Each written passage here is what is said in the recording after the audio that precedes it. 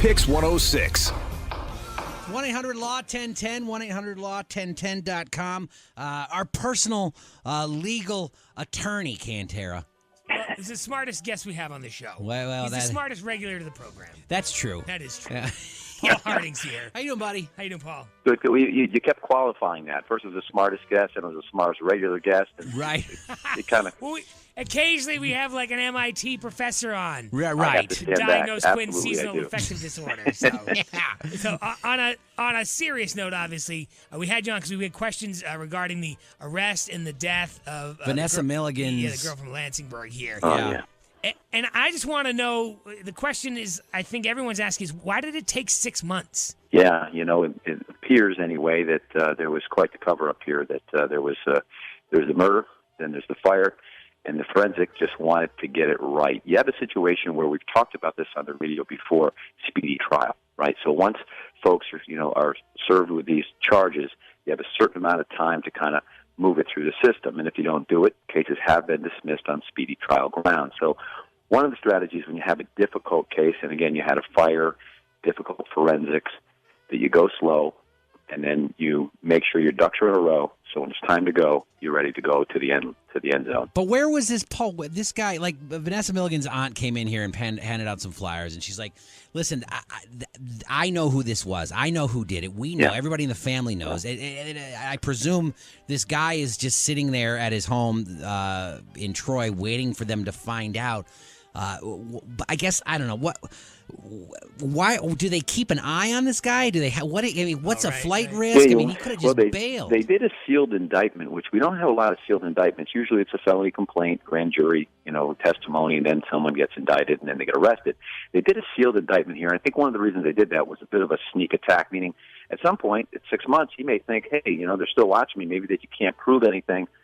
But ultimately, they did the sealed indictment. The arrest order was signed by the judge.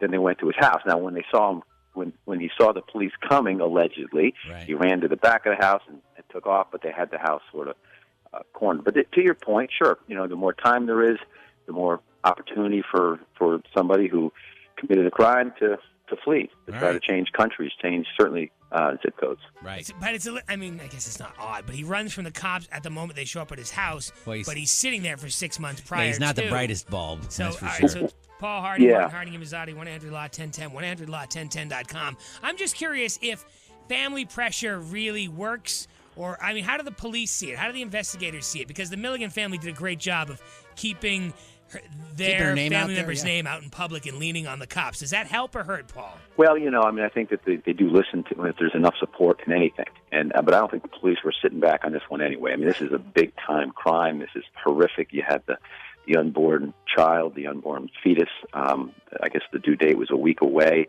So, everyone was up in arms about this. But sure, you keep it in the spotlight.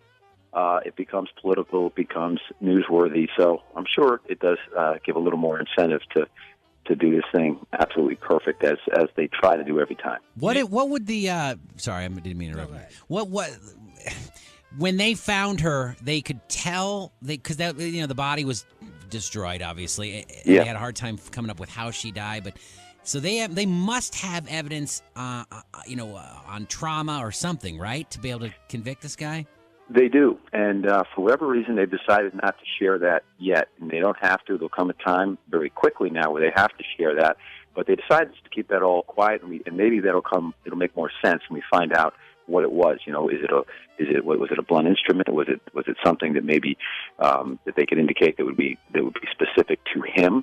That part had a little bit of mystery to it. They still haven't announced that, but they will, and hopefully at that point it'll make sense why they kept it quiet.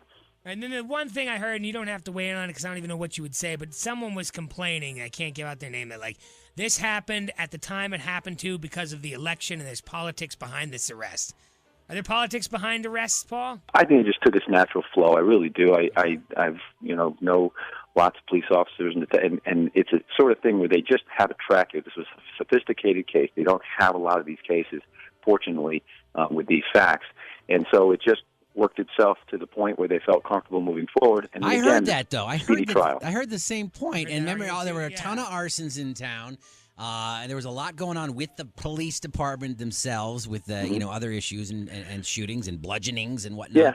So I mean, Well, I the get family, it. You know that theory when you call the ambulance and it's come to your house, you think it took 30 minutes and it took 5. Right. When you're waiting on something as dramatic and as horrible as this, there's all kinds of theories always floating around. But at the end of the day, the police just wanted to get it right, and we'll see if they did.